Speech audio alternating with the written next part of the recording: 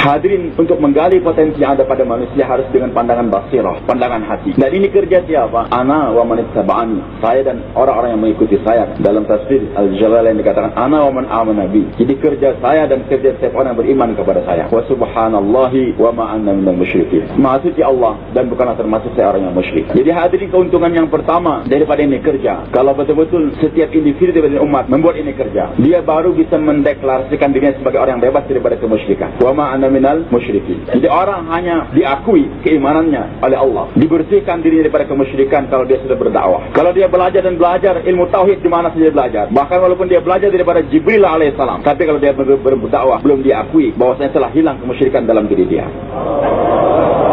Jangan berkoar, akidah saya sudah baik, sudah benar, hanya dengan belajar, tapi tidak berdakwah. Jangankan kita, seorang Nabi saja hadirin, Nabi Musa alaihissalam, diajarin tauhid oleh Allah subhanahu wa ta'ala. Yang mengajar siapa? Allah. Yang belajar siapa? Nabi. Di mana belajarnya? Bil wadil muqaddas Tuwa. Wahai Musa, lepaskan kau punya sandal. Engkau sekarang dia berada di madrasah yang suci. Fakhla'an alaik, innaka bil wadil muqaddas Tuwa. Wahai Musa, lepaskan kau punya sandal. Kau sekarang berada di tempat yang suci, yang kemudian jadi madrasahnya madrasah yang bersih betul-betul, enggak ada kotoran najis di sana. Gurunya Allah yang mengajar, yang belajar Nabi. Pelajarannya apa? Fastami' lima yuha. Dengarkan apa yang diajarkan kepada kamu. Innani anallah, la ilaha illa ana. Sesungguhnya aku adalah Allah, tiada yang disembah dengan sembah kecuali aku. Pelajarannya tauhid. Pelajaran yang paling tinggi dalam Islam adalah tauhid. Yang mengajar Allah, yang belajar Nabi, pelajarannya tauhid. Pelajaran yang paling tinggi dan tempat yang suci. Fastami' lima yuha. Innani anallah, la ilaha illa ana. Tapi apakah dengan belajar bisa mendeklarasikan dirinya saya sebagai orang yang bebas daripada kemusyrikan, baik syirik jali ataupun syirik khafi? Maka ada ujian daripada Allah, gambaran pada umat semuanya. Wahai umat, wahai manusia, jangan kau berkoar, jangan kau berlagak, hanya duduk di madrasah di depan seorang kiai, belajar ilmu tauhid, sudah mengaku dirinya sebagai hebat, bebas dari kemusyrikan. Wa ma tilka bi yaminika ya Musa. Wahai Musa, apa yang di tangan kanan kamu itu? Ujian daripada Allah. Apakah tauhid sudah tertanam atau belum? Lantas sang murid menjawab, iya asaya, ini tongkat saya.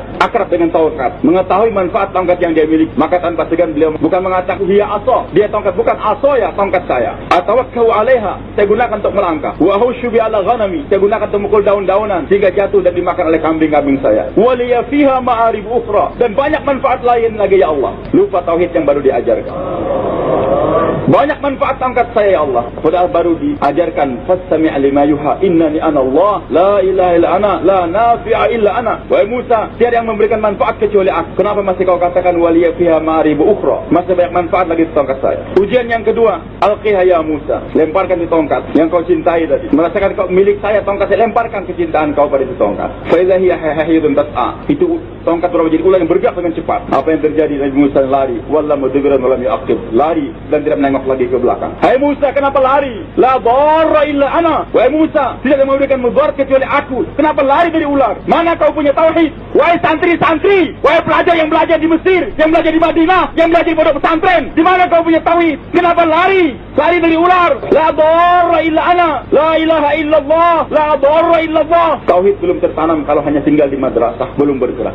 Khudha wa la takhaf. Wahai Musa, ambil, transfer tauhid yang ada di hati kamu dalam perbuatan. Tauhid bukan sekedar dalam hati atau diucapkan, tapi harus dibuktikan dengan perbuatan. Buktikan kau punya iman, pegang itu ular, la takhaf, jangan takut, diambil dan betul menjadi tongkat kembali. Sekarang Allah ingin mengajarkan pada ini umat bagaimana supaya iman betul-betul menjadi iman yang bebas daripada kemusyrikan. Maka Allah beritahukan caranya. Wahai Musa, letakkan kau punya iman dalam medan dakwah. Izat ila fir'auna innahu tagha, pergi sekarang kepada Fir'aun supaya matang tauhid yang kau pelajari, iman yang kau pelajari, letakkan itu iman dalam medan dakwah. Izat ila fir'auna innahu tagha, pergi kepada Fir'aun. Dan orang yang tagha keras kepala. Tahu Musa alaihissalam siapa itu Fir'aun? 70.000 bayi tanpa dosa telah ditencang, dan beliau sedang dikejar oleh Fir'aun, tapi malah disuruh pergi ke sana mendoa, Rabbi shrah li sadri wa yassir li amri wahlul 'uqdatam min lisani yafqahu qawli waj'al li waziran min ahli Harun akhi ushdud bi azri wa ashrif fi amri kay nusabbihaka katsiran wa nadhkuruka katsiran innaka kunta bina basira. Berangkat, dibawa itu iman dalam medan dakwah. Ternyata betul sampainya di sana Fir'aun ketakutan.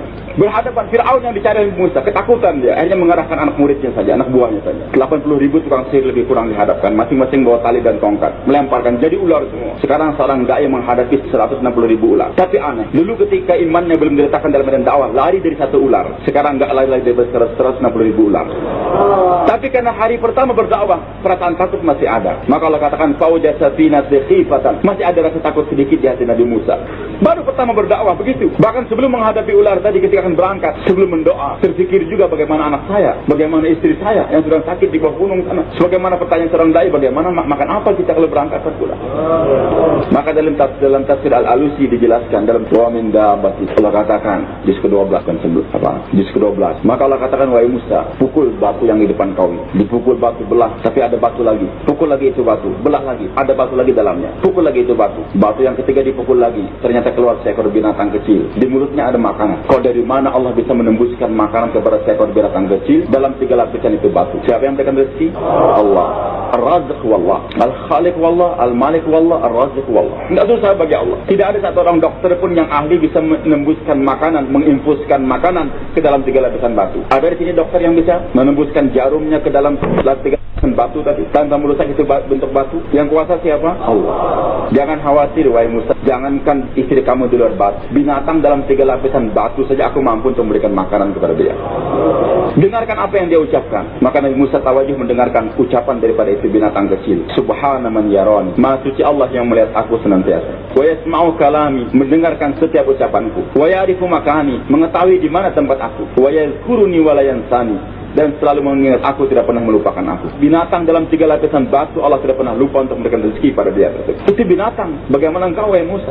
Bagaimana istri kamu? Istri seorang dai. Apa Allah akan membiarkan? Hadirin kemusyrikan mulai menghilang. Menghadapi 160.000 ular. Sekarang enggak lari, masih ada rasa takut. Musa qulna la takhaf innaka antal a'la. Wahai Musa, jangan takut. Engkau yang akan menang atas mereka semua. Selama engkau konsisten dalam dakwah tadi. Dakwahkan terus kebesaran Allah Subhanahu wa taala. Maka akhirnya apa hadirin yang makna Allah? Puncak daripada ujian dan lulus beliau sampai S3. Di depan lautan, di belakang tentara Fir'aun. Membawa umatnya Nabi Musa AS menyeberang lautan. Bani Israel yang meletakkan imannya dalam ibadah. 40 tahun mendirikan salat di bawah bimbingan seorang nabi. Yang membimbingnya siapa? Berzikir, salat di bawah bimbingan seorang mursyid. Siapa mursyidnya? Mursyid tasawufnya siapa? Nabi Musa. Enggak tanggung-tanggung, bukan seorang wali, bukan seorang kiai, tapi seorang nabi.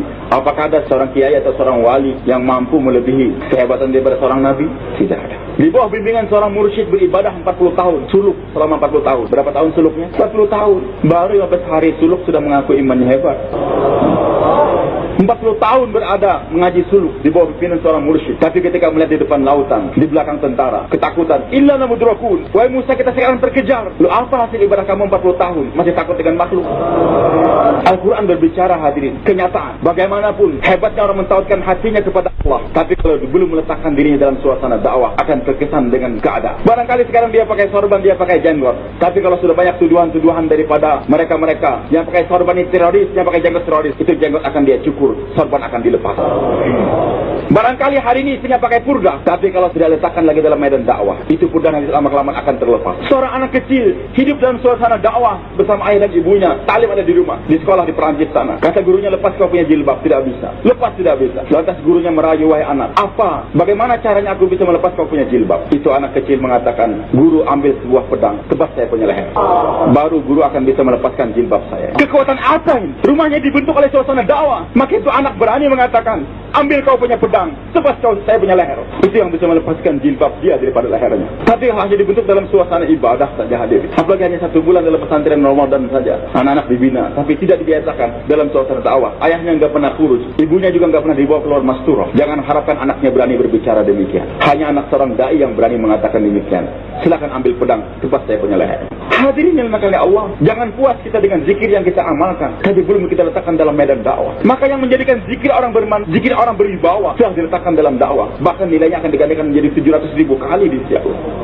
Innal mudrakun, wahai Musa, kita terkejar. Tapi seorang dai yang telah terlatih mengucapkan kebesaran Allah, menafikan kekuatan makhluk, maka dia katakan, kalla inna ma'iya rabbi sayahdin. Jangan khawatir, bersamaku adalah Rabb. Sekarang puncak daripada imannya dari Musa. Kalau dari awal tadi sebelum berdakwah dia mengatakan, ya asaya, ini ada tongkat saya, manfaatnya sekian-sekian. Bahkan kelihatan lagi manfaat daripada itu tongkat. Ketika dilemparkan mampu menelan 160.000 ular. Tetapi ketika sampai di sana, beliau mampu untuk melupakan, menafikan daripada kekuatan yang beliau miliki, tongkat wasiatnya. Tongkat wasiat. Beliau tidak lagi mengatakan, jangan takut, inna ma'aya asaya. Begitu, bersamaku tongkatku tidak. Tapi tongkat yang begitu bermanfaat mampu dilupakan. Inna ma'aya rabbi sayahdi. Jangan khawatir, bersama Robku. Sudah beliau lupakan tongkatnya tersebut. Itulah seorang dai mampu untuk melupakan daripada apa yang dia miliki.